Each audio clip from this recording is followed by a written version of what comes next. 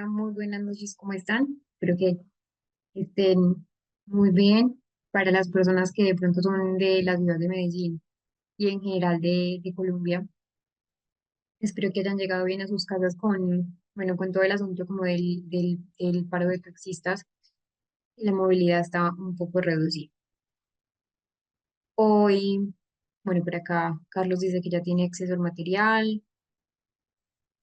Sí, Karim, ya les voy a compartir en el transcurso de la clase. Antes de eso, les voy a compartir lo que es el formulario, pues el formulario como de la clase, de el componente más autoevaluativo. No se preocupen con la palabra autoevaluativo, es más bien para que ustedes sepan o para que ustedes se den cuenta en qué aspectos tienen falencias, en qué aspectos tienen fortalezas. No se lo tienen que enviar a nadie, es decir, me refiero que no tienen que enviar como las respuestas que ustedes saquen a nadie, es para que ustedes mismos se autoevalúen. Ese es el enlace del formulario. Es de muy fácil diligenciamiento. Yo les voy a compartir la pantalla de más o menos cómo les va a aparecer así. Eh, Va a ser muy similar a lo que ustedes están viendo. Entonces, pues muy similar porque obviamente como yo soy pues la que tiene pues como el acceso a la plataforma, muy posiblemente a ustedes les aparezca como diferente. Entonces, acá solamente colocan cuál es la A, cuál es la B y cuál es la C de cada uno pues de las opciones que aparecen ahí. Todas desde la terapia cognitivo-conductual las hemos visto. Mis recomendaciones, se los comparto de una vez, como lo pueden ver, pero como el día sábado, que es nuestro último día del diplomado, ahí ya se culmina, se clausura, mi recomendación es que esperen quizás hasta la mañana de la clase del sábado o incluso en ese descanso del día sábado para que puedan diligenciarlo de manera más correcta, pues porque de pronto, y de hecho sí, hay muchos temas que nos faltan por ver, que es más que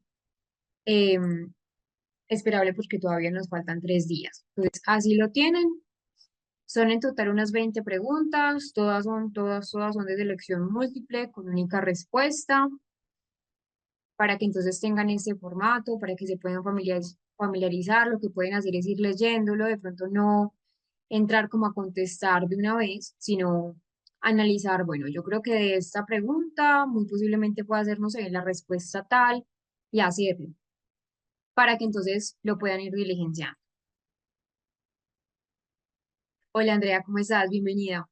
Bueno, las clases del diplomado en general empezaron el miércoles de la semana pasada, lo que fue el 2, perdón, el jueves 3 de abril. Y finalizamos el día sábado. Sin embargo, no hay ningún problema. Como siempre les he dicho, pues la idea también es que si es la primera clase o es la segunda o es la tercera a la que ustedes asisten, pueden ver las clases en diferido, las pueden ver grabadas. Ya les voy a compartir el enlace a todos, pues y a todas las personas que son nuevas el día de hoy, que es el mismo enlace que les he compartido pues como en varias ocasiones, donde pueden ver las grabaciones de la clase.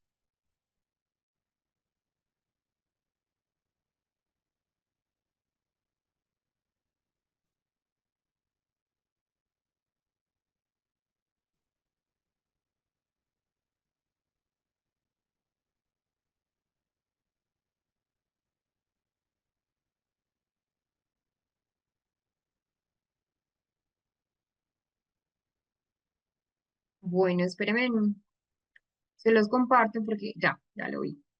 Porque hay muchas playlists. En el enlace que les voy a compartir está el desplegable de la lista de clases que nosotros hemos visto. Pues lo que pueden hacer es visualizar todo, todo. Sí, ya les envié la autoevaluación. Se las envié, se las acabo de enviar hace un rato. Pero ya se las voy a ir enviando. Igual en el transcurso de la clase de hoy, de la clase de mañana, les estaré compartiendo también el formulario.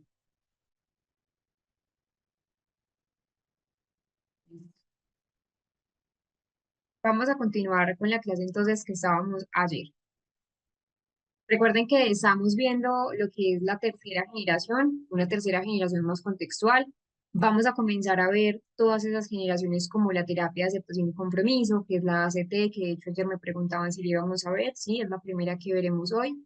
Las terapias eléctrica-conductuales o la terapia eléctrica-conductual, la DBT o TDC por las siglas en español, pero es más conocida por las siglas en inglés que es la DBT, que es un desarrollo de terapia específico y centrado para abordar el trastorno límite de la personalidad. Sin embargo, no es único y exclusivo para el TLP. De hecho, la DBT ha servido para muchos diagnósticos que tienen desregulación emocional de base. Obviamente, pues uno de ellos va a ser el trastorno límite de la personalidad, pero que no se limita a este. Y también esas terapias cognitivas basadas en el mindfulness.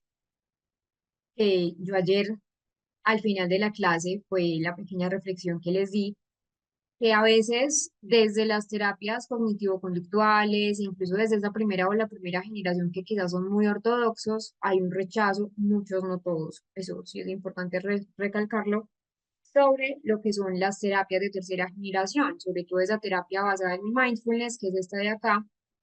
¿Por qué? Porque es una terapia muy desde la filosofía Zen, desde estar en el aquí y en el ahora, pero también les mencionaba que como practicando una terapia basada en el mindfulness, una terapia cognitiva basada en el mindfulness, se han encontrado, se han hallado cambios a nivel estructural en muchos pacientes, en esa parte cerebral, ¿cierto? Es más que claro recalcar lo que también les menciono ayer. Depende mucho del tipo de paciente, depende también mucho del estilo de vida del paciente, de cómo practica el ámbito de la atención plena. Entonces, vamos a empezar con esta, con la terapia de aceptación y compromiso. Es una terapia que pues, realmente es más actual, está centrada en lo que es el sufrimiento o cómo percibimos el sufrimiento. Miren que a lo largo de las terapias que nosotros hemos visto, ese sufrimiento se percibe como algo que nosotros percibimos, como una percepción de ese sufrimiento.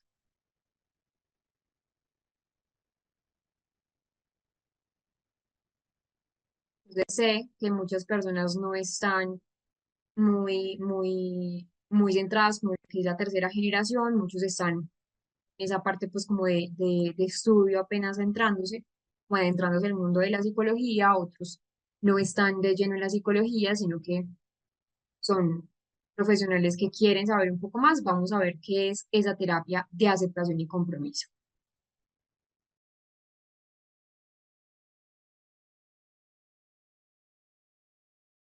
Recording in progress.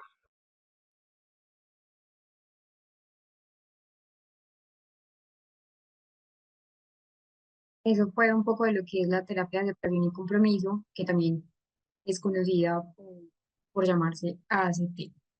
La ACT entonces trabaja específicamente con lo que es el componente de, pues del sufrimiento, ¿cierto? Se habla entonces de lo que es el sufrimiento humano, donde está íntimamente relacionado con esas habilidades de las personas para el lenguaje, es decir, el sufrimiento humano desde la terapia de aceptación y compromiso lo ve o lo propone desde una visión que es muy distinta de pronto de lo que implica el sufrimiento humano en general, es decir, desde el planteamiento, esta condición forma parte de la vida, según la ACT, el sufrimiento es inherente a la condición humana, entonces es imposible no sufrir, y pues sí, como psicólogo clínico se tiene de pronto una idea de que es posible vivir una vida lejos del sufrimiento, es probable que es una creencia que sea transmitida a los pacientes y que, claro, aquí es donde acuden de pronto a terapia y la idea no es generar falsas expectativas con respecto al manejo de ese malestar. ¿De dónde viene el sufrimiento? ¿Por qué no podemos evitarlo? Es la pregunta que de pronto nos hace más este modelo y es que esa terapia de aceptación y compromiso empieza a afirmar que el hecho de solamente ser seres verbales pues implica que tenemos esa capacidad de sufrir, que es algo inherente a nuestra condición humana, que se sufre cuando se recuerdan hechos pasados o cuando se imaginan sucesos que son desagradables para las personas y al comparar de pronto lo que quisiéramos también haber obtenido de lo que de pronto tenemos. Entonces ahí está la parte de la ACT, que como les menciono, pues él dice, somos seres verbales, entonces implica asumir como las dos caras de la moneda. Por un lado, es innegable que ese desarrollo del lenguaje sí nos ha permitido alcanzar avances significativos en términos evolutivos, habilidades como planear, como imaginar, como crear, entre otras, y que pues son destrezas que han influido en ese momento de desarrollo de nuevos conocimientos, pero que también está al otro lado de la moneda, que implica comprender que el malestar o ese sufrimiento hacen parte de nuestra condición como, como seres humanos. La ACT también trabaja con lo que son unos principios entonces que están muy basados en las técnicas, digámoslo de esa manera. Algo que es importante tener en cuenta es que la ACT se puede trabajar tanto con niños como con adultos. De hecho, fue una de las preguntas que me hacían en la clase del día de ayer. Alguien me preguntó si íbamos a ver la ACT y que si se podía trabajar con personas o con población infantil. Sí, es decir, la parte de la terapia cognitivo-conductual, específicamente pues esas técnicas de terapia de aceptación y compromiso, se puede trabajar en niños, aunque sí obviamente requiere adaptaciones según también ese nivel de desarrollo. ¿Por qué? Porque la ACT sí es muy útil para ayudar a los niños de pronto a gestionar esas emociones, aumentar también su flexibilidad psicológica y desarrollar estrategias de afrontamiento en situaciones que pueden ser quizás difíciles, pero que la idea es siempre como trabajarlos desde unas modificaciones. Entonces, ¿de qué se puede trabajar? Sí, claro que se puede trabajar esa parte de la aceptación y compromiso desde la parte infantil, pero hay que hacer ciertas adecuaciones. En un momento les vuelvo a compartir la pantalla.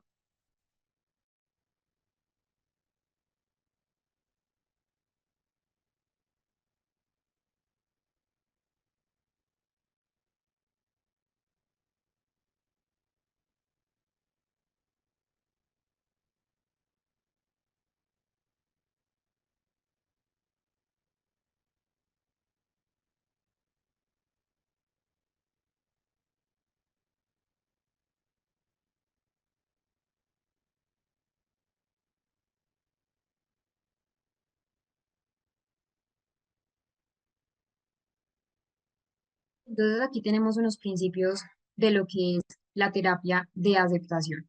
Entonces, en general, o sea, como sabemos, la terapia de aceptación es una terapia conductual que igual está enfocada o basada en esa tercera generación que no busca eliminar esos síntomas, sino que busca cambiar la relación que una persona tiene con los síntomas para poder, obviamente, aumentar esa flexibilidad cognitiva, una capacidad de vivir mejor, en la capacidad del paciente para estar en el contacto, pues en contacto con ese momento presente y actuar también de forma coherente con los propios valores, incluso pues en presencia como de emociones, pensamientos o recuerdos que para el paciente puedan ser difíciles. Como vimos, entonces la terapia o el modelo pues que tiene principios de un conductismo radical, sí, pero también incorpora elementos del mindfulness, una aceptación, unos valores personales. Y el fundamento teórico o el marco teórico relacionado con la terapia de aceptación y compromiso es la teoría del marco racional, donde hay una terapia del lenguaje, por eso hablamos que en la ACT es tan importante el lenguaje, que el lenguaje y la cognición explica cómo nosotros como seres humanos nos relacionamos, cómo aprendemos a través de ese lenguaje. Entonces es una habilidad que aunque es muy útil, como les decía, también tiene como una base de sufrimiento psicológico, la otra cara de la moneda. Podemos quedar atrapados incluso en nuestras propias palabras, en nuestros propios pensamientos, en nuestros recuerdos, aunque ya no sean de pronto funcionales. La ACT no busca que la persona se sienta mejor. Eso es muy importante tenerlo presente. Suena un poco como contraproducente, sí. No busca que la persona se sienta mejor como directamente, sino que la persona eh, que de pronto entienda lo que es ese dolor, lo que es ese sufrimiento, desde, entre comillas, la aceptación, que viva de manera más plena, que tenga también un sentido y que la persona entienda que a veces se sienta mal. Yo les mencionaba ahora, muchas veces nosotros siempre estamos como en función de evitar el sufrimiento. Entonces, claro, la ACT, ¿qué hace? Aceptar. que hay cosas que no podemos controlar.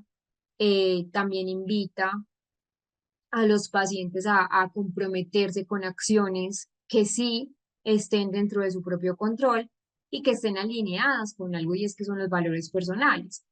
De hecho, hay 6 procesos centrales en la ACT. Se estructura en 6 procesos psicológicos que todos ellos están interrelacionados que van a promover al fin y al cabo lo que es la flexibilidad mental, la flexibilidad cognitiva. Lo primero es entender que estamos bajo la condición humana, entonces que el ser humano va a buscar tanto el placer, pero que es inevitable disfrutar, como también es inevitable tener sensaciones o aspectos desagradables, y que lo que va a guiar la conducta es una conducta guiada por lo básico, por los valores, por la búsqueda de sensaciones, por la búsqueda de placer, y que también es una no evitación de lo experiencial. Nosotros siempre tendemos a huir como del dolor, de lo que es eliminar el malestar con todos los recursos y con todos como nuestras fuerzas posibles. Y un ejemplo, les doy un ejemplo, en fibromialgia. eh, Pacientes que tienen un dolor crónico, que es pues muy común, por ejemplo, en la fibromialgia, donde sabemos que en la fibromialgia no hay como tal una cura, entre comillas, ¿cierto? Porque tampoco hay como algo que diga, sí, es que la fibromialgia se origina por, hay muchas teorías, pues acá tenemos la fibromialgia, ¿cierto? Entonces es aceptar esa parte de lo que es el dolor y el sufrimiento, el dolor como un aspecto más físico, el sufrimiento como algo más desde la terapia de aceptación y compromiso más cognitivo. Entonces la idea es esa, la habitación experiencial es un patrón que nosotros siempre tenemos, que al fin y al cabo va a generar entonces un trastorno afectivo, trastorno de ansiedad, trastorno de adicción, porque es una búsqueda del placer continuo y una conducta de pronto alimentaria también descontrolada. Entonces, que claro, aquí está la terapia de aceptación y compromiso que busca que el paciente de pronto no tenga ese descontrol en sus impulsos y que tenga un afrontamiento y una aceptación también al dolor y al sufrimiento. Eh, Son aspectos muy importantes de lo que es la ACT. De hecho, hay unos seis procesos eh, centrales en la ACT, son 6, y que de hecho pues son las bases de lo que es la terapia de aceptación y compromiso, que como les mencionaba, la idea es promover en el paciente la flexibilidad psicológica. Entonces, lo primero que tenemos es la aceptación. ¿Qué es esa aceptación o qué se entiende por la aceptación? Es el abandono de la actitud de lucha, es decir, es entender esos pensamientos, entender esas emociones sin tratar de evitarlos, sin tratar de cambiarlos o refutarlos. Es lo opuesto a lo que sería el control experiencial. Nosotros siempre estamos en lucha de sensaciones que son desagradables. La idea entonces de la aceptación es permitir que ocurran con una apertura también y mm, evitar un control experiencial. Hay otro que tenemos que es la defusión cognitiva. Ahí dice difusión, pero es defusión cognitiva y es observar esos pensamientos como, como al fin y al cabo lo que son, como eventos mentales, como verdades que no son absolutas. Y aquí está, por ejemplo, técnicas como repetir una palabra muchas veces hasta que ya pierde como lógica o que incluso ya pierde ese sentido y que puedan entonces ayudar a mostrarnos eso. Eso es muy importante tenerlo presente. También tenemos un contacto con el momento presente, que tiene que ver mucho con esa parte de la atención plena, del mindfulness, estar aquí, estar en el ahora, pues tener una forma concierto, una apertura, y eso se logra con esos cambios de las prácticas de atención, con el mindfulness, el yo como contexto, que es la idea de que yo soy un observador, es decir, que puede notar pensamientos, que puede notar sentimientos sin identificarse completamente con ellos. Como les mencionaba, a veces, pues no son los pensamientos en sí mismos, sino que son los acontecimientos los que van a ocurrir en la mente de cómo nosotros percibimos el mundo exterior. Y también hay otro que es la clarificación de valores. Es una terapia muy centrada como en los valores de la persona, es una dirección por los valores porque la idea es acá identificar lo que realmente le importa a la persona, qué tipo de vida quiere vivir, qué quiere representar, y es algo que se trabaja en la terapia.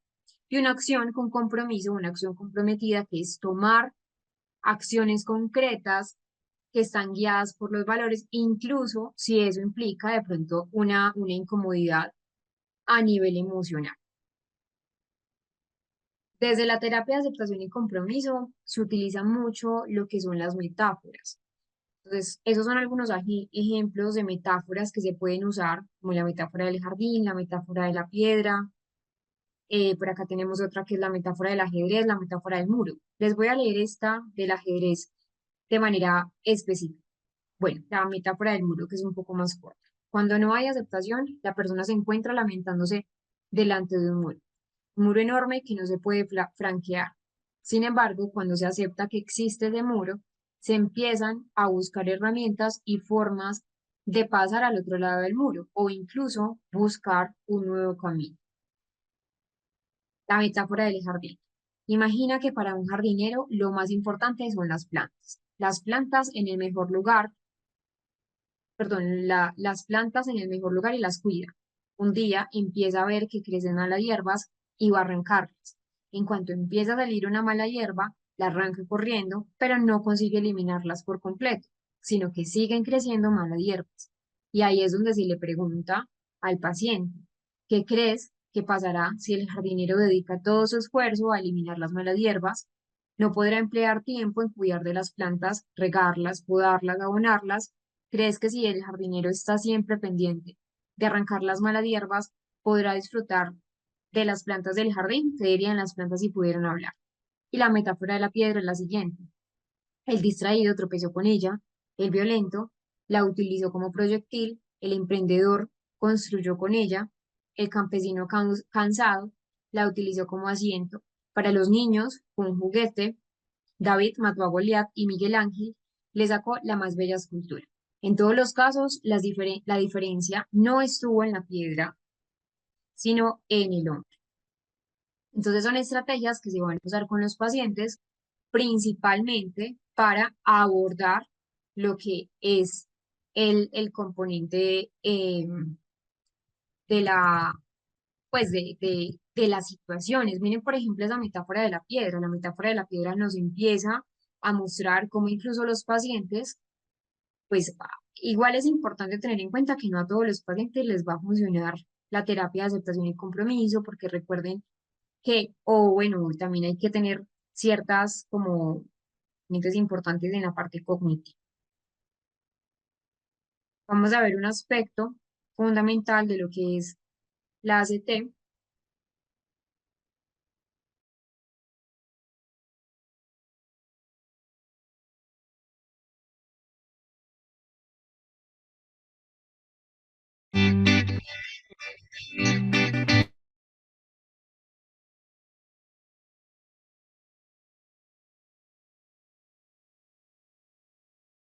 Vamos a trabajar con un caso clínico desde la ACT, la terapia de aceptación y compromiso. Entonces nos vamos a ir al material de estudio, al material opcional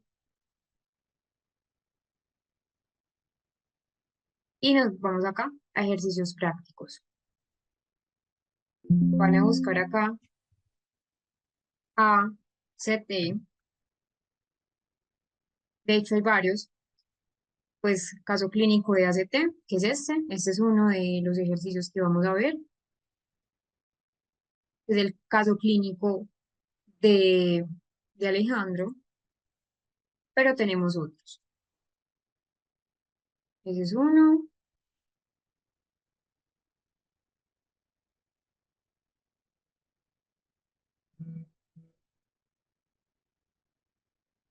Bueno, no les es así, ya, acá, las técnicas de ACT. Entonces, acá son técnicas de ACT. Miren, por ejemplo, tenemos una que es la técnica de difusión cognitiva, que es la idea de reducir ese impacto de los pensamientos. La idea es entonces que revisen esto. Igual es como una guía, más bien una guía práctica para que ustedes lo tengan en cuenta, de cómo son, por ejemplo, las técnicas de difusión cognitiva, que es para qué, para reducir ese impacto de los pensamientos negativos. La idea es ayudar al paciente a distanciarse de esos pensamientos en el lugar de tomarlos como verdades absolutas. Recuerden que esa es la idea, como el yo contextual o el yo contexto.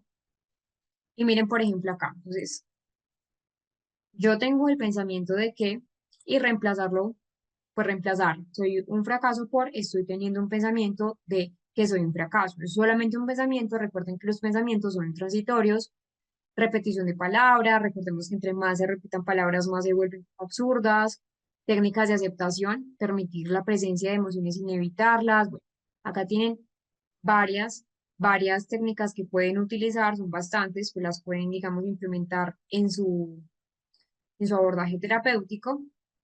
Y ahora sí, vamos al caso clínico de ACT, de terapia de aceptación y compromiso, con el paciente Alejandro. Entonces, 32 años, soltero, era ingeniero civil en una empresa de tecnología.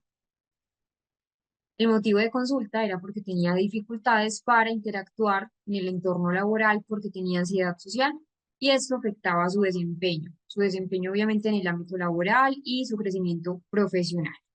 ¿Cuál fue el motivo de consulta?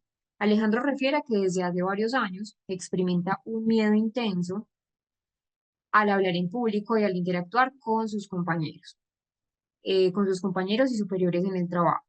Explica que evita situaciones que impliquen exponer en sus ideas, lo que ha limitado también su desarrollo profesional.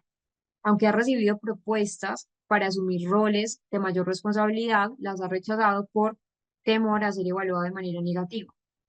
Su objetivo en terapia era lo siguiente: dejar de sentir ansiedad para poder avanzar en su carrera en general. Estos son pues, la clínica relevante, antecedentes familiares, no había historia significativa de trastornos de ansiedad, pero sí refería que su familia, pues que en su familia se le valoraba mucho la perfección y el buen desempeño a nivel académico.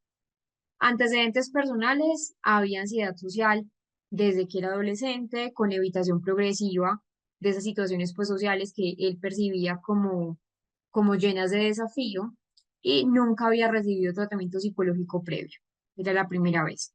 Estado actual era funcional a la fecha en la mayoría de las áreas, pero sí había un alto grado de insatisfacción, sobre todo en el ámbito social y laboral.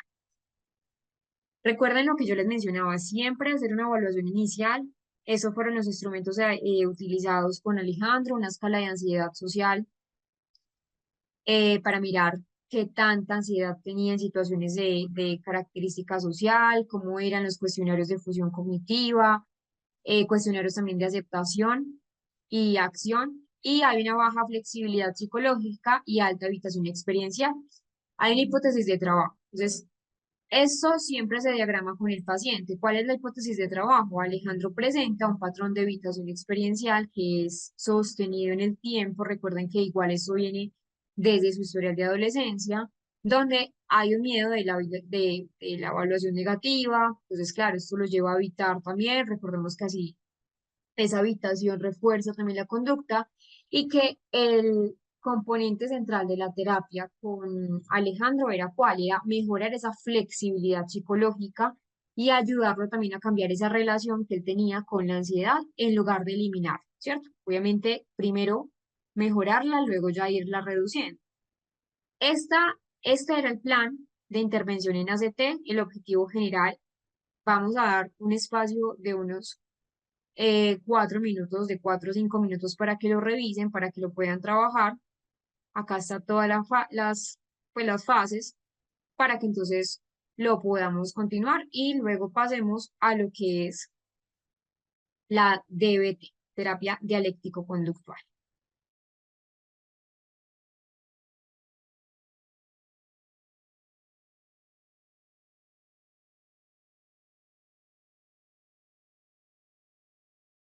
Y ahora vamos con lo que es la terapia dialéctico-conductual. También es conocida como la DBT. La DBT, pues de hecho, como les había mencionado ya, es muy utilizado con, con lo que es, bueno, y que también es importante mencionar que no es única y exclusivamente del componente de terapia, pues de lo límite, del trastorno límite de la personalidad, no. Entonces, acá ¿Qué entendemos o qué vamos a comprender por terapia dialéctico-conductual? La terapia dialéctico-conductual, entonces, es una terapia que está basada en esa evidencia, que la idea sí se forjó para el trastorno límite de la personalidad, pero que no es actualmente único y exclusivo para el TLP. También ha demostrado ser efectiva, por ejemplo, para otros problemas como la depresión, la ansiedad, el abuso de sustancias psicoactivas, los trastornos alimentarios. ¿Por qué? Porque en los que les acabo de mostrar hay lo siguiente, hay una dificultad para controlar esos impulsos. Hay una desregulación, sea comportamental, sea en el control de impulsos, obviamente, como empezó a funcionar principalmente para esa conducta del trastorno límite de la personalidad, donde está muy caracterizada por esa desregulación emocional, pues también se empieza a trabajar en otros componentes. Hay otro aspecto que es la terapia, pues el componente de la atención plena. Y la terapia DBT, la DBT trabaja con unas habilidades que se van a encontrar a lo largo de toda la terapia, pues combina estrategias de esa terapia cognitivo-conductual con principios, por ejemplo, con una dialéctica, con la aceptación plena, que sería el mindfulness. Es un enfoque, entonces, donde lo principal es que ayudar a esas personas a encontrar un equilibrio entre la aceptación de su realidad y el cambio también problemático.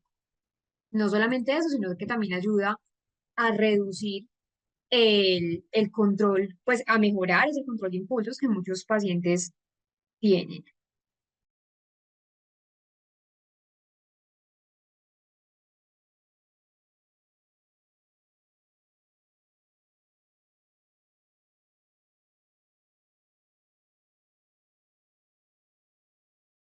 La DBT tiene unos componentes muy importantes. Ya sabemos que se encontró un equilibrio desde esa adecuación también de la realidad, un cambio de conductas que son problemáticas, que tienen que ver con esa desregulación emocional.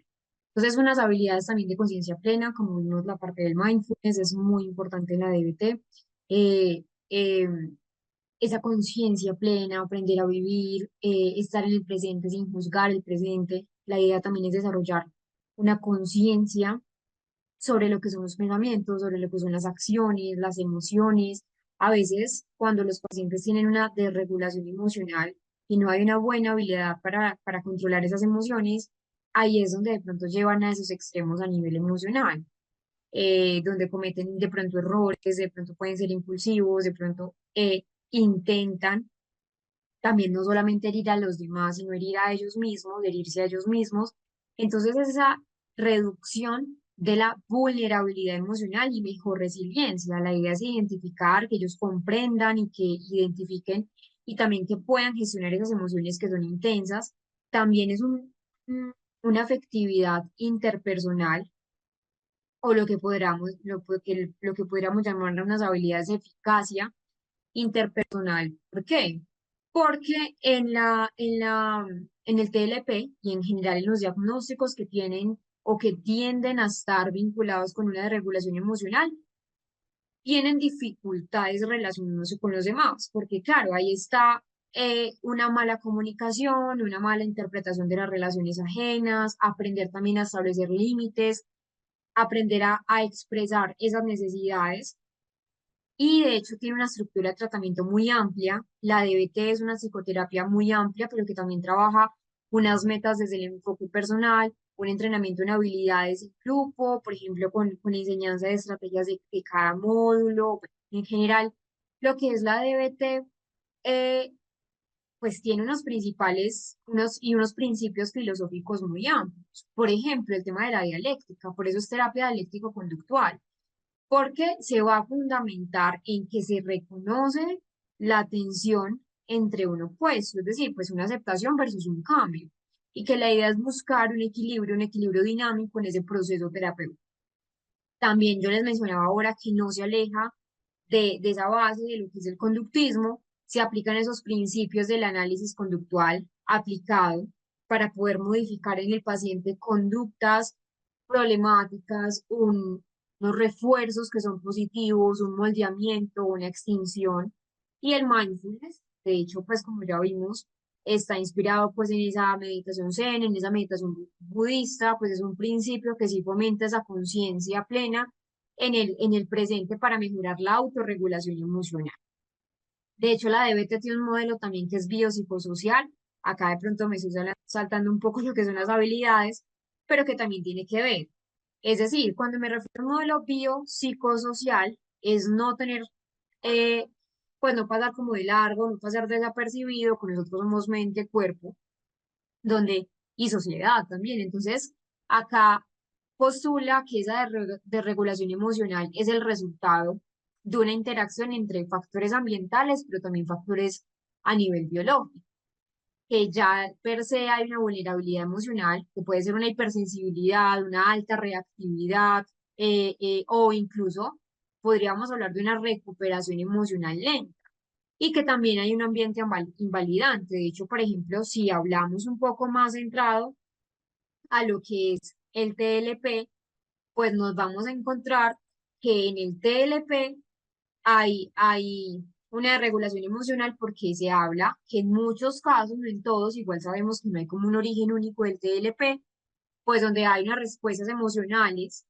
donde es un ambiente invalidante, respuestas emocionales del paciente que de pronto fueron minimizadas, fueron sancionadas, castigadas, lo que le resulta es autorregulación. Entonces es un modelo que explica por qué ciertos pacientes presentan dificultades que son significativas en ese control de impulsos, en ese control emocional, que requieren obviamente pues intervenciones específicas para desarrollar esas habilidades que son mucho más adaptativas.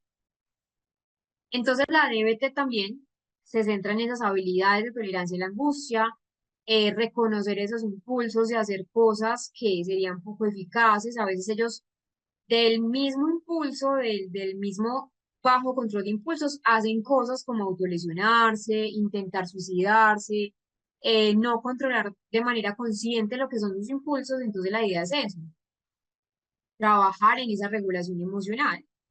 Y también, pues, una habilidad para hacer concesiones, es decir, validarse mutuamente, comprometerse a negociar, ver el punto de vista, por ejemplo, de la otra persona. Entonces tiene que ver con ese reconocimiento de lo que es eso y que a veces es tan complejo, ver las múltiples verdades de una visión del mundo de lo que tienen los pacientes, porque a veces siempre los pacientes es yo tengo razón y tú no.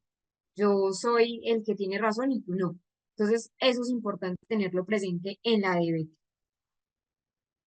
Hoy vamos a salir a descanso un poco antes, eh, pues vamos muy bien de tiempo, de hecho, con todos los modelos y con todas las técnicas, y nos veremos entonces dentro de unos minutos.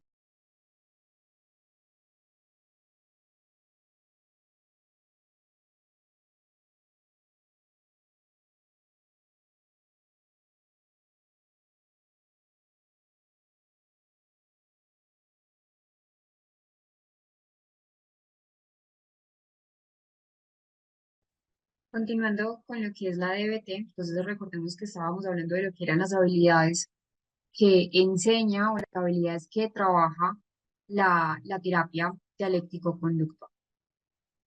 Hay que analizar, recordar pues también que la terapia dialéctico-conductual no solo funciona para los pacientes que tienen pues el componente del TLP, como ya hemos visto, sino que también empieza a trabajar pues con otros pacientes o con otros diagnósticos que precisamente tienen dificultades en la regulación emocional, como regulación emocional o incluso regulación conductual, como por ejemplo en el caso del TDAH, donde en el TDAH hay una desregulación a nivel emocional, a nivel conductual, entonces se aplica para diferentes diagnósticos.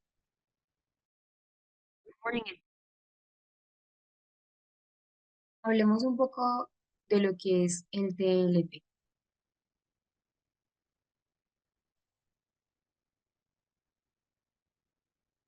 Entonces sabemos que pues la DBT es conocida más bien por hacer esa terapia centrada en ese apoyo en el TLP, que el TLP es un trastorno límite.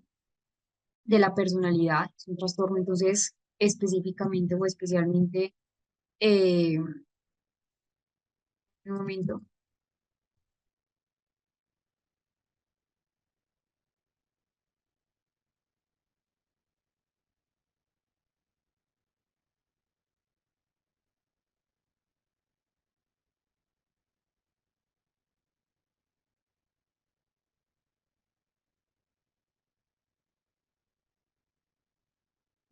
entonces, el trastorno límite de la personalidad es un trastorno mental, está pues, clasificado en el DSM-5, también en el CIE-10, ¿cierto? Es un trastorno del sistema de la regulación emocional, hay un ambiente entonces que es invalidante, es decir, un ambiente que es el que niega, humilla, no hay, digamos, como pues una validación de los sentimientos o de las emociones ajenas, y que también hay una disfunción a nivel biológico en ese sistema de regulación emocional.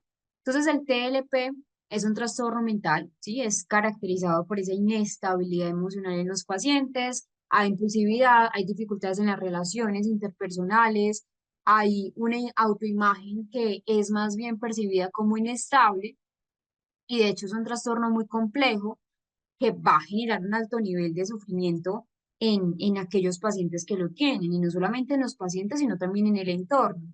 Hay unas características en el TLP, ¿cierto? El TLP es muy amplio, el TLP tiene diferentes componentes que nosotros debemos tener sí muy en cuenta, y son estos. Entonces las personas con TLP tienen una inseguridad, digámoslo así, de cómo se ven a sí misma, de cómo son juzgados por los demás.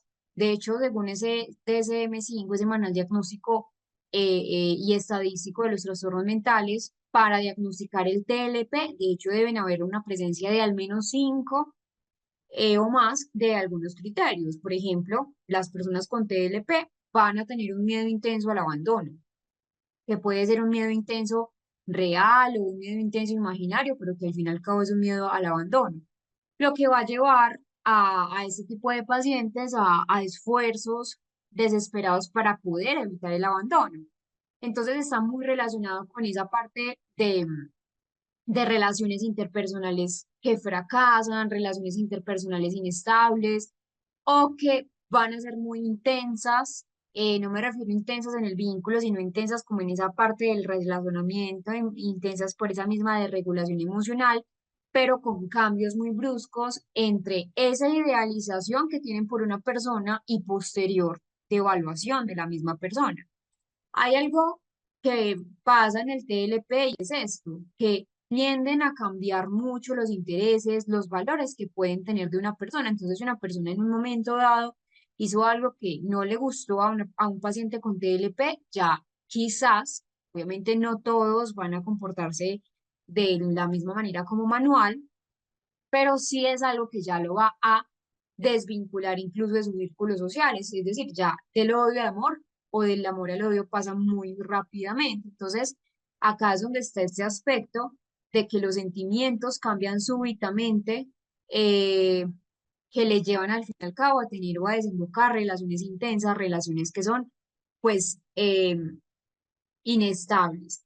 De hecho, en el TLP hay una, y que de hecho en la DBT se trabaja una alteración de la identidad. ¿Cómo es la autoimagen en el TLP es frecuentemente inestable?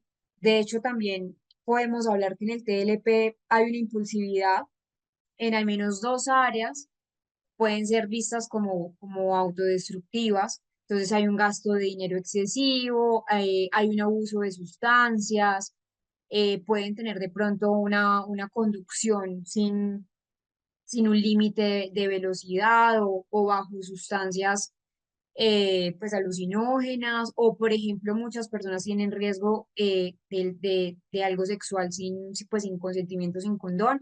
Entonces es eso, la idea de la DBT, recordemos que en el DBT se trabaja esta parte de lo que son habilidades sociales, de lo que son, por ejemplo, métodos de pronto más alternativos de descargar ese ámbito a nivel emocional, y que también hay conductas autolesivas o unas conductas suicidas que son recurrentes. Entonces hay amenazas, hay gestos o intentos incluso de autolesionarse o ya llevar al suicidio, sobre todo cuando hay un factor de estrés. De hecho, vamos a ver una paciente basada en esta parte de la DBT, una paciente que se trabajó con con la DBT, tenía TLP, ya se hizo un trabajo multidisciplinar, un diagnóstico que también fue integral, un trabajo integral, precisamente por eso, precisamente porque, claro, había un riesgo alto para la conducta suicida. Entonces, acá es importante mencionar que la idea con la DBT en el TLP es esa inestabilidad emocional que es muy intensa, pues esos cambios de humor rápido, esos cambios de humor que a veces son muy intensos, que duran incluso pocas horas o días, y una sensación crónica de vacío. Si, si queremos ver cuáles son las causas de lo que es, por ejemplo, el TLP, las causas no se conocen, es decir, el origen del TLP es multifactorial, multicausal, podemos hablar de una combinación de factores tanto biológicos eh, como factores emocionales, ya para hablar de a qué otros aspectos también trabaja o qué otros aspectos también se trabaja en la DBT, porque como les menciono, no es solo algo exclusivo del TLP, pero el TLP es multifactorial. Entonces hay múltiples factores biológicos, psicológicos, incluso también si lo queremos ver, factores de tipo ambiental. Incluso se han visto varios estudios que hablan de cómo la genética, pues hay personas que tienen mayor riesgo si ya hay antecedentes en la familia de alguien con TLP, pero también factores a nivel neurobiológico, una disfunción en la regulación de la serotonina, en áreas vinculadas sobre todo a esa parte emocional, del control de impulsos, y que como les mencionaba, también hay un componente y son esas experiencias tempranas, por lo regular de abuso, de negligencia, niños de pronto que han vivido, que han estado en esos traumas infantiles, una invalidación emocional desde la parte más de la infancia. Realmente el pronóstico y la calidad de vida de una persona con TLP es tratable, sí, de hecho se necesita un buen tratamiento, un buen grupo de apoyo. Muchos tienen recaídas, pero también muchas personas logran estabilizarse a nivel emocional, a nivel del control de impulsos, mejorar sus relaciones sociales, pero el cambio en el TLP que se da con el DBT puede ser largo, ¿cierto? El cambio sí es largo, pero sí requiere un compromiso 100% del paciente. Y hay mucha tendencia en esta DBT, del trastorno límite de la personalidad, específicamente, al abandono terapéutico. Entonces, porque se sienten bien durante unos meses, empiezan en un pico creciente de sentirse bien a nivel emocional y luego ya no necesitan la terapia, abandonan la terapia y es allí donde vuelven a caer. Entonces, sí es un compromiso que se hace desde el principio. Mucho apoyo social, mucha psicoeducación, que de hecho es muy clave para la recuperación de los pacientes. Recordemos que también se trabajan con ese desarrollo de habilidades emocionales, mejorar esa calidad de vida y el tratamiento temprano. Un diagnóstico temprano va a permitir a los pacientes tener mejor acceso al sistema de pronto de terapia. Como les mencionaba, también ha demostrado ser muy eficaz en otro tipo de diagnósticos. Miren que la mayoría de estos son diagnósticos que tienen un componente de impulsividad, de bajo control de impulsos, donde está, por ejemplo, los trastornos de la conducta alimentaria,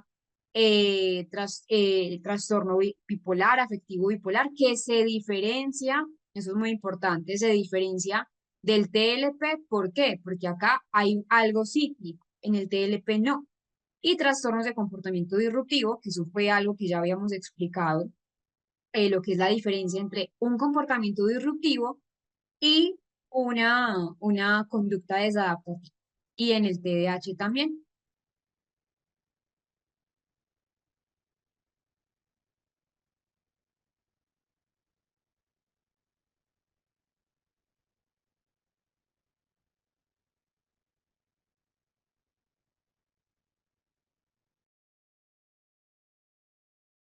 Morning and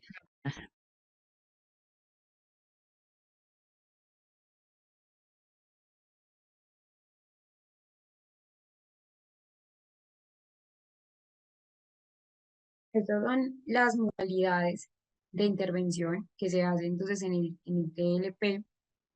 Siempre se debe hacer entonces una fase inicial, obviamente con todo, pues con toda la delicadeza del caso, obviamente una sesión por semana de 50 a 90 minutos es lo ideal, ¿cierto? Lo ideal y lo recomendable.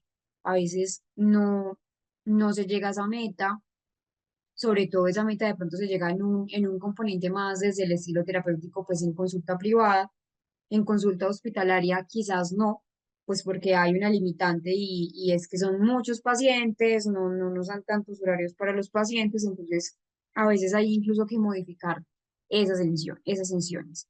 Se trabaja así con unos objetivos semana a semana. Recuerden que siempre en la terapia cognitivo-conductual siempre se hace con objetivos, se atiende obviamente esa parte de la relevancia que nos da el paciente y se identifican también cuál es el grupo de apoyo o más bien ese grupo que va a ser de trabajo de coterapeuta en las consultas. Porque como les mencionaba, hay mucha tendencia a que los pacientes con TLP recaigan, entonces siempre va a ser desde la terapia individual el apoyo más grande, que es el grupo de apoyo. Entonces, identificar también esas contingencias involuntarias, esa estructuración también del entorno del paciente, un entorno que sea estructurado, y un entrenamiento también en habilidades, pues sesiones grupales de 2 horas, una vez por semana, por lo menos durante ese primer año, ¿cierto? Y también, como les mencionaba, la idea también es hacer unas consultas de pronto de seguimiento telefónico. ¿Para qué? Para mejorar esa relación terapéutica, para mantener también al paciente en terapia, hacer un enganche terapéutico también, porque es que en el TLP suelen tener muchas recaídas. O incluso, por ejemplo, les voy a contar la historia de una paciente que ella estaba pues con su pareja, pero en un momento de discusión, estaba en una avenida importante de acá, de la ciudad de Medellín, una avenida muy transitada por automóviles, por motos, muy peligrosa al fin y al cabo, y ella lo que hizo en una discusión de pareja es abrir la puerta del carro y se tiró, o sea, se iba a bajar, entonces claro, él frenó, entonces miren que son conductas donde a veces incluso ese grupo de apoyo, en este caso que era su pareja de muchos años, lo que hizo fue llamar al grupo terapéutico y decir que había una contingencia, decir que no sabía cómo hacer y se hizo obviamente pues un regreso a la calma con la paciente. Entonces sí, es mantener al paciente enganchado. Muchos de pronto obvian esa reparación del ámbito terapéutico a través de las llamadas telefónicas porque lo ven como que transgrede esa línea delgada terapeuta-paciente, pero realmente no. De hecho, pues la idea es siempre tener una línea diferente a la línea que se usa desde el ámbito más privado para darle a los pacientes también esa seguridad, sobre todo en ese tipo de contingencias. Y acá lo que les menciono, intervenir en crisis, en estas crisis de emergencia que son muy comunes. Acá les dejo un manual práctico de terapia dialéctico-conductual. La verdad es que pues yo lo tengo físico y es muy bueno. Eh, y vamos a trabajar con un caso clínico, desde la terapia dialéctico-conductual.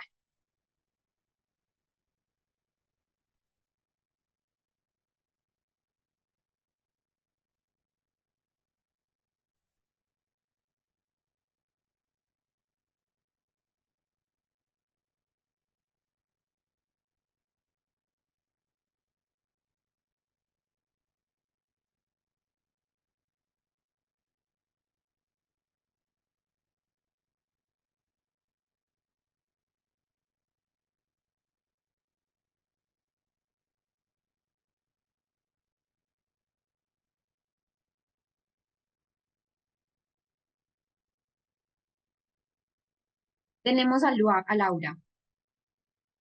Laura que cambió obviamente el nombre, 27 años, estudiante universitaria, trabaja de hecho medio tiempo en atención al cliente mientras estudia, así ella mencionaba que podía solventar su capacidad adquisitiva, pues su capacidad monetaria para pagar también la universidad. ¿Y cuál fue el motivo de consulta? siento que no tengo el control sobre mis emociones, a veces estoy bien, pero de repente todo se vuelve insoportable. Mis relaciones son un desastre y no quiero seguir viviendo así. Esa es la historia clínica de la paciente. Dice lo siguiente. Laura es referida a terapia por su psiquiatra, quien ha identificado rasgos compatibles con un trastorno límite de la personalidad, un TLP. Desde la adolescencia ha presentado una marcada inestabilidad emocional. Miren, por ejemplo, esto, relaciones interpersonales caóticas, impulsividad, episodios de autolesión, ha realizado 3 intentos de suicidio en los últimos 5 años y presenta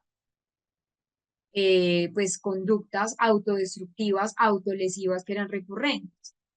Tenía entonces en la parte de los cortes superficiales, en brazos, en muslos, también presentaba de hecho atracones de comida, un abuso ocasional de alcohol, ella lo refería que era ocasional, que solamente era en situaciones de estrés emocional. Pero ojo acá, porque este abuso ocasional de alcohol, igual no lo pongo acá, pero sí es importante mencionarlo, la llevó también al consumo ocasional, pero desmesurado, de sustancias psicoactivas y a tener relaciones sexuales sin protección. Refiere un miedo intenso al abandono, lo que la lleva a comportamientos extremos en, en sus relaciones de pareja, en sus relaciones de amistad. Entonces, por ejemplo, hacía la siguiente conducta: llamar repetitivamente a sus parejas, amenazar con autolesionarse si percibe de pronto un distanciamiento. Entonces, cada que alguno de sus parejas le decía, debemos terminar porque no me siento cómodo en la relación, y ella inmediatamente decía, si tú me dejas, yo me mato, o si tú me dejas, yo me pierdo. Entonces, claro, ahí había un componente muy similar a lo que les estoy dando de ejemplo con la paciente anterior, que estaba en una avenida y que se tiró, pues, o que se iba a tirar del carro. Y que si, por ejemplo, el novio no hubiese parado el carro, pues de pronto no estaría contando ella la historia, ¿cierto? Entonces aquí había, por ejemplo, alternar entre la idealización y la evaluación de las personas cercanas. Ella misma mencionaba, ella decía, es que un día me pueden caer muy bien, pero ya el otro día yo no sé, porque me sofocan o me hastían, y que eran personas cercanas para ella. Entonces no era simplemente que con los compañeros de trabajo, recuerden que ella era, pues estaba trabajando en un call center, pues sabemos que en atención al cliente puede ser difícil trabajar, pero ella mencionaba, no, no solamente es con las personas del call center, es a nivel general que yo tengo una devaluación de lo que son ellos, a veces las percibo toscas o hostiles. Y ya si nos centramos en el ámbito laboral, igual había tenido dificultades en episodios de ira incontrolable con sus supervisores, pero también con sus compañeros de trabajo. Incluso ya estaba como en la cuerda floja en su empleo porque le habían dicho, bueno, si tú vuelves a pelear con otro de tus compañeros y con otro de los clientes, porque recuerden que era de atención al cliente, cuando estaba irritable, no controlaba sus impulsos y podía ofender a sus propios compañeros, sí, pero también a los clientes. Entonces ya estaba en la cuerda floja. Su historial de desarrollo: hay una infancia marcada por la invalidación emocional, ella misma lo refiere, de hecho era muy marcada. Ella percibía, recuerden que también es la percepción del paciente, que la minimizaban, que sus papás la ignoraban, que cuando ella lloraba, por ejemplo, le decían, ¿por qué estás llorando por eso? Eso es algo insignificante, uno no llora por bobadas. Entonces, claro, en ella empieza a ser una marca o una herida y empieza a abrir ese hueco, y empieza a percibirse como una persona defectuosa o que realmente sus emociones no eran válidas, y ya tenía una dificultad incluso para regular esos estados afectivos. Y también reporta antecedentes de abuso emocional en la adolescencia por parte de una de las exparejas. Entonces miren que acá se refuerzan varios componentes para el TLP. Luego se hizo esa lista de chequeo, lo que es la evaluación del diagnóstico, donde entonces miren, por ejemplo, ella cumplía todos estos parámetros. Recordemos que 5 o más, ¿cierto? Trastorno límite de la personalidad, entonces cumplía ¿cuál? Miedo extremo al abandono, patrón de relaciones interpersonales inestables y caóticas, una autoimagen inestable, de hecho ella tenía sentimientos pues de vacío, de ya no quería sentirse así, impulsividad en áreas potencialmente autodestructivas, entonces recordemos que ella tiene los atracones de comida, también tenía consumo de alcohol y en ella no se veían tanto las compras compulsivas, pero cuando tenía consumo de alcohol sí. Conductas autolesivas, inestabilidad emocional, habían cambios de humor bruscos, recuerden que ella ya estaba teniendo dificultades con sus jefes, y síntomas disociativos transitorios y pensamientos paranoides bajo el nivel de estrés severo. Van a analizar este caso durante unos 3 minutos, es corto, ya analizamos parte del caso para poder continuar a lo que sería la terapia cognitiva basada en el mindfulness.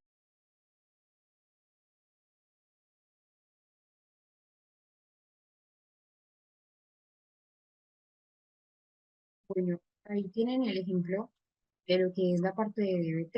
De hecho, pues es importante estudiar la parte clínica para poder trabajar con los pacientes. ¿Qué preguntas tienen hasta el momento de todo lo que hemos visto? Mañana entonces vamos a ver lo que es la terapia cognitiva basada en el mindfulness. Recuerden que el mindfulness, más allá de ser un, un componente de relajación, de conciencia plena o de estar conscientes en el aquí y en el ahora, también es un modo de ver la vida, es cambiar realmente al paciente desde la cognición.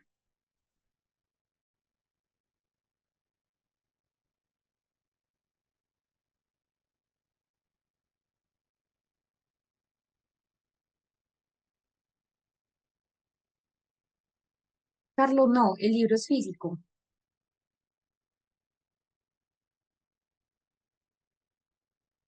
Las personas con TLP tienden a hacer gran uso de la manipulación. Entonces, ¿hasta qué punto es realmente benéfica la psicoterapia?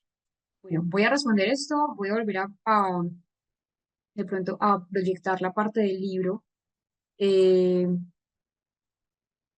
para las personas que lo puedan encontrar. Es este. Mientras respondo la parte que nos hace Luisa, que de hecho pues es muy buena pregunta. Sí, en el TLP, pues sabemos que la parte de la manipulación está, sobre todo para evitar el abandono, para evitar entonces que, que los dejen. Entonces, ¿cómo las personas con TLP manipulan? Pues primero sí, hay que hacer una distinción entre lo que muchas veces es lo que se interpreta como, entre comillas, una manipulación en personas con TLP, realmente es una realidad por un intento desesperado de lo que les mencioné ahora, de regular esas emociones intensas, evitar siempre el abandono, conseguir esa estabilidad emocional. Y no suele ser como tal una manipulación fría, calculadora, como de pronto se observa en el trastorno antisocial de la personalidad, que sí es meticuloso, calculador para las manipulaciones, sino más bien que es impulsiva, con lo que les mencionaba ahora, si tú me dejas, entonces yo me tiro por un barranco, un ejemplo. Entonces, es emocionalmente impulsada. Entonces, cuando una persona con TLP amenaza con hacerse daño, por ejemplo, puede verse como una manipulación desde afuera, obviamente desde un tercero, pero en general dentro de esa expresión de dolor extremo, de dolor intenso, obviamente sin justificar, ¿cierto? No estoy justificando, pero sí estoy de pronto entrando como en el camino de lo que es el diagnóstico puntualmente. Entonces, eso cambia mucho cuando la persona se siente abandonada. Entonces, la pregunta que nos hace Luisa es qué papel de pronto juega esa psicoterapia o la psicoeducación, digámoslo así, es igual benéfica, ¿cierto? Porque, a ver, aunque por sí sola no es suficiente lo que es la psicoeducación, ¿cierto? No sé si me hablaste de la psicoeducación, bueno, sí, volví a leer la pregunta y dice psicoeducación o psicoterapia. Lo voy a hablar desde la psicoeducación. Entonces, cuando hablamos eh, de la psicoeducación en pacientes que tienen TLP, primero es importante, obviamente, que el paciente entienda el por qué sus comportamientos, de dónde vienen el comportamiento, que es un patrón comprensible y que es tratable, pero que en muchos casos no podemos tener una conducta de es que yo soy así y así me quedo y así manipulo, no. Y promover sí una conciencia en el paciente de lo que son sus síntomas, de cómo controlar esos síntomas. El paciente, créanme, que siente malestar con esos síntomas, él no quiere de pronto estar desvinculado de su espacio o de su familia, porque eso es lo que trae también ese impulso. Entonces, el primer paso es modificar ese comportamiento, ese pensamiento y favorecer una adherencia al tratamiento, especialmente cuando se hace con empatía, con juicio. Entonces, eh, eh, a veces, no sé si esa es la pregunta a la que tú quieres apuntar, pero de pronto, ¿qué pasa con, entre comillas, esa manipulación durante el proceso? ¿Por qué digo manipulación? Porque sabemos que es diferente al componente de manipulación que se ve en otros tipos de diagnósticos asociados a trastornos de la personalidad. Entonces, en psicoterapia, por ejemplo, esa parte de la DBT que estábamos hablando, se trabajan esos límites para que ellos sean claros, para que sean consistentes, límites consistentes, sin caer de pronto en juicios. En juicios me refiero es que él me va a abandonar o todos me van a abandonar, pero sí poder irse apropiando, irse responsabilizando de sus propias elecciones. Es decir, se le enseña con esa DBT al paciente a sustituir esas conductas de las que ya habíamos hablado, que son desadaptativas, por unas que son mucho más sanas. Un ejemplo, que de hecho son las habilidades que se plantean en la DBT, usar habilidades de regulación emocional en lugar de amenazas, eh, tolerar, por ejemplo, ese malestar como sin actuar de manera impulsiva y expresar esas necesidades y recurrir de pronto al drama y al caos. En resumen, la psicoeducación es muy beneficiosa, psicoeducación y psicoterapia también, pero sí eh, no puede quedar corta con lo que es la psicoterapia. Perdón, la psicoeducación, no, la psicoterapia se debe trabajar, la DBT, que contemple ese contexto emocional, de cómo la persona con TLP actúa. Entonces, la clave no es, entre comillas, la manipulación para eliminar, ¿cierto? Sino entender lo que hay detrás de la manipulación, el por qué, que está entonces asociado con ese factor que les mencionaba, del factor del componente, pues como más de un no control emocional.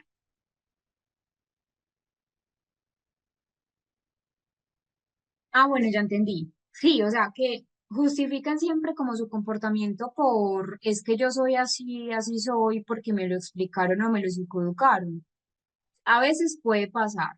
Y de hecho es algo que también en terapia se debe abordar, porque muchas veces pacientes, no todos, ¿cierto? Porque recordemos que cada paciente es un caso único, así tengan el mismo diagnóstico. Pero hay pacientes que te pueden decir a ti, o no, a ti no, pues a su familia, como es que yo soy así, así soy, porque tengo TLP y así nos comportamos los que tienen TLP. Entonces, hay que primero hacerle entender al paciente que su diagnóstico no justifica sus comportamientos, que si estamos en terapia es para eso, para cambiarlos, para, para que él pueda o ella, porque de hecho pues el TLP no solo se da en las mujeres, sí se da en un 70% más en el sexo femenino que en el masculino, pero que también se da. Entonces es eso, que comprenda que pues no es como una justificación para sus comportamientos.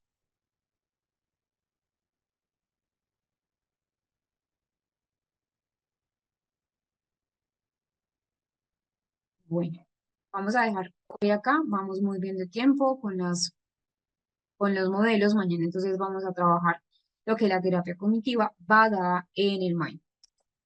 Espero que estés muy bien, que pueda descansar bastante, bastante y nos vemos nuevamente mañana. Chao, que estén muy bien y que puedan descansar.